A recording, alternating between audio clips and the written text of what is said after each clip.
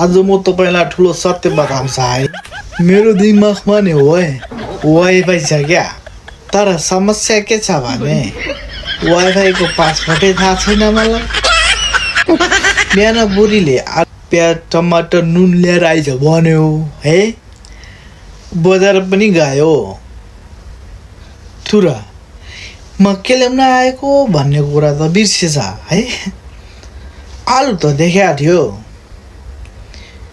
तुर के ल्याउन आएको भन्ने कुरो बिर्सेछ।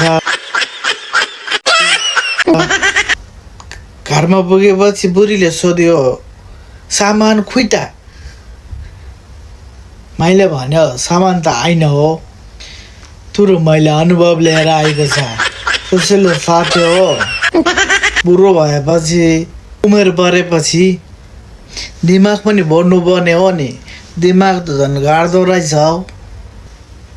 चार्ज मात्रै बाँड्छ, ब्याट्री त हो 1% मात्र। यस्तै हो जिन्दगी, आफै बाँचौँ अरूलाई पनि हँसाउँ, सकिएको हुन्छ।